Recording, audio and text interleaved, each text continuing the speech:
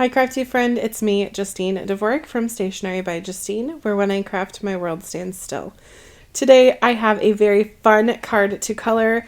I am super excited about this one. I was even playing some fun music in my craft room. I was dancing, but enough of that. Let's get to crafting. I was super smart and I put all the caps up this time, so I'm not going to say the colors for every single one because they are shown on screen. Today my card is going to be inspired by The Hobbit.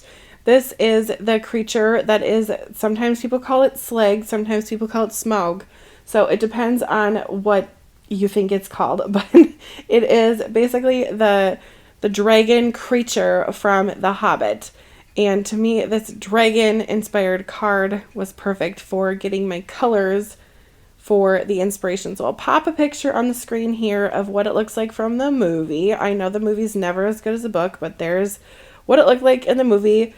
Frightening, horrible, just scary. But anyway, this creature in the book is all about hoarding all of the gold of anyway, we're not going to get into that. Anyway, there's gold, basically, is what you need to know if you don't know anything about the situation. So we have a dragon with gold, if we're going to really simplify it. So I'm going to make all of the colors here be inspired by this creature. So this wonderful panel was already ready to go for me, all from Pajama Crafter Stamps. You can see the pack there is on the right. It's called Gamers Flashcards. So I can foil these cards. I can color them with Copics or colored pencils. They are just perfect. I think the flashcards are my favorite, one of my new favorite things from 2024 in my life.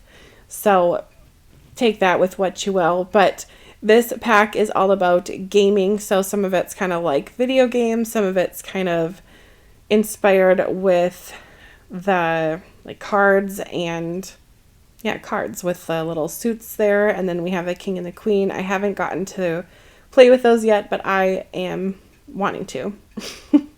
There's also the Gamer's Gonna Game stamp set from Pajama Crafter Stamps that would go well with this flashcard pack. But I really enjoyed coloring this. Whenever I have an image to color off of or use color inspiration from, I think that is when I do well. For example, earlier this year, I was BetterPressing some hummingbirds out, and without looking at an actual picture of a real hummingbird, I would have not remembered that they actually do have a brown kind of like belly or like a low belly area. I wouldn't have remembered that. So having a picture to color from can sometimes help inspire your color choices. So with this dragon, I'm focusing a lot of the red and the brown tones, but also bringing in some of the cool grays, so the C's for the Copics, and really just getting all of the little areas. So there isn't really too much of a rhyme to my reason besides the fact that I was trying to match the picture and just color kind of all the areas. Now on this panel, the dragon has some kind of these little flares that come out of the sides there. They kind of look like little tree branches, but I just kind of leaned into the fact that that would be kind of like a whimsical nod of pieces of the dragon there. So we're all finished coloring now. That seems like it was a snap because I did speed it up, but it took me about a half an hour to color. I really enjoyed that process. I have been just leaning into coloring and just having fun in my craft room and not stressing about deadlines. So I've loved playing with these flashcards. It looks like I just cut air, but in fact I cut some acetate because we're going to make this a shaker card. You remember that I talked about the character in the novel of this dragon loving gold and having all of the gold. If you've watched the movie, you can see it's all computer generated, of course, but there's gold everywhere in these giant piles. It fills the whole massive room full of gold and dragon. So we're going to add shaker pieces to this card. So I'm going to pull from my collection, if you will, 2 nesting dies. These 2 are from Spellbinders. I'll link them below. But this is such an easy way to make a shaker window. So take any 2 nesting dies. I'm using rectangles. You could use any shape of nesting die you have. I like to put the tape kind of on the edges. Put the paper on top of the back. Secure the tape, yes, right around it, like a Band-Aid. Flip it over, lift the tape up because it's now secured on the back, so it should not be wiggling. Then put in, oh, it wiggled a little.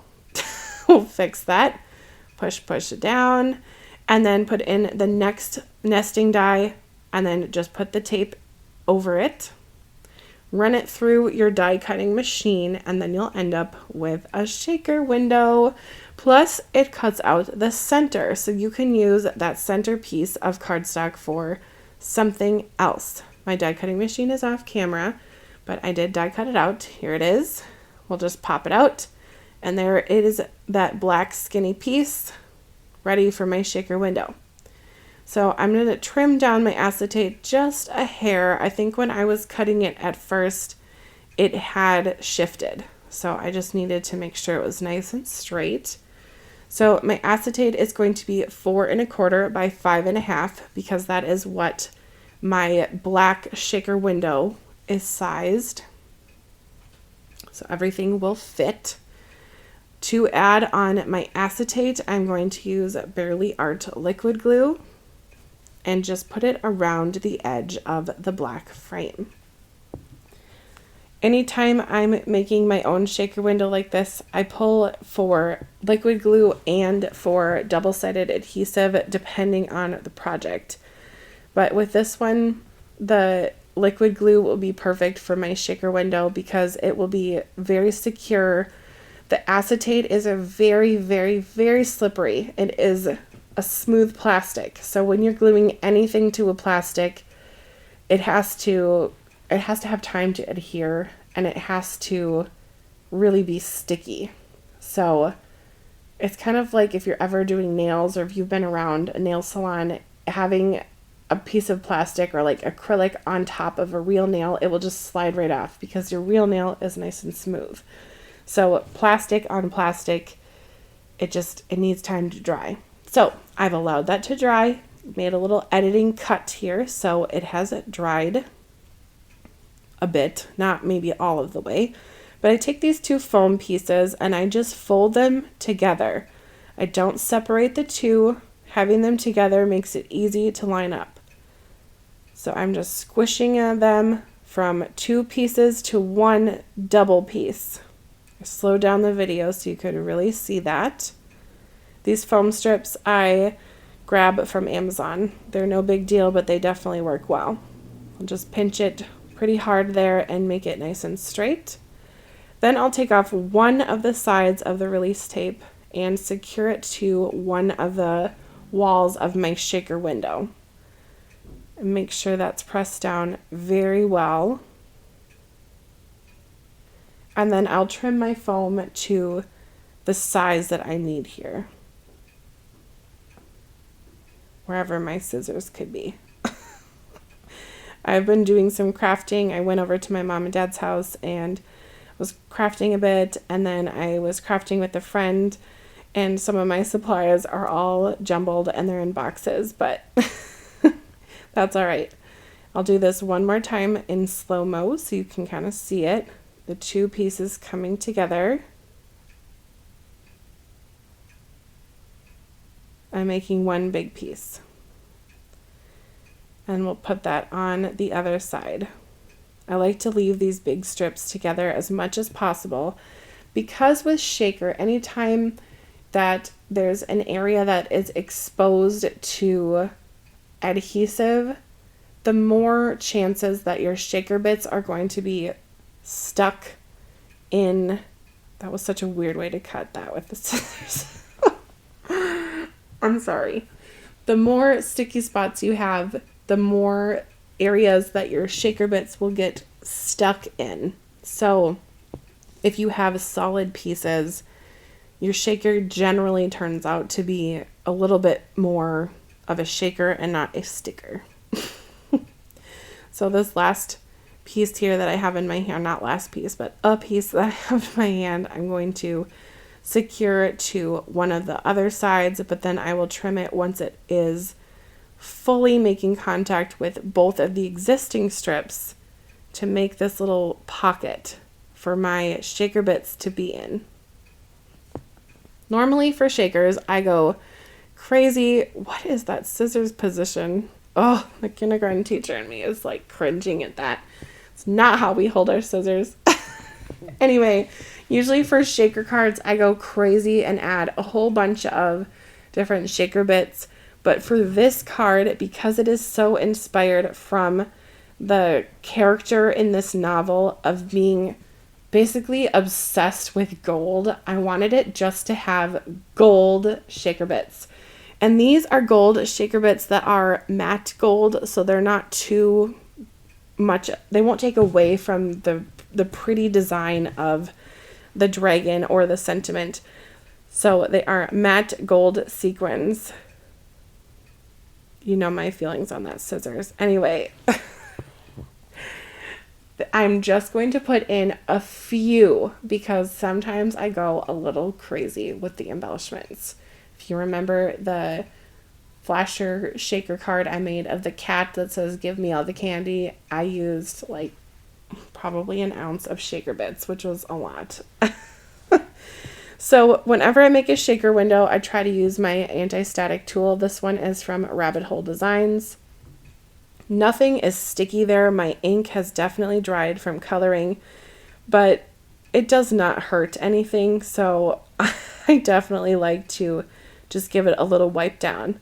There is some dried clay product in that brush, so it helps kind of get rid of the static. So I'll put my shaker bits in the center. I had to edit myself down a little and put less shaker bits in than I originally thought. I know, crazy, isn't it? Editing to be less. I always say if someone can't handle you at your extra self, they can go find someone who is less. Take that with what you will.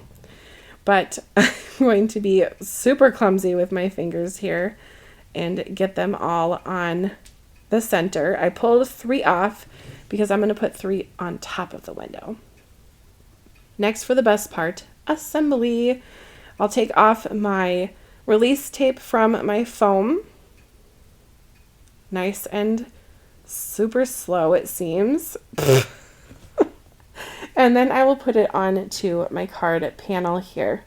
I have not trimmed down that white card panel at all yet, so it is exactly an A2 size. Yes, I would love to just pop it on, but I'm going to pull it off to the side on the bottom. I know it's not great for filming, but if this is not straight, I will be upset. So I kind of like to have it where I can get my head over it and make sure everything's lined up.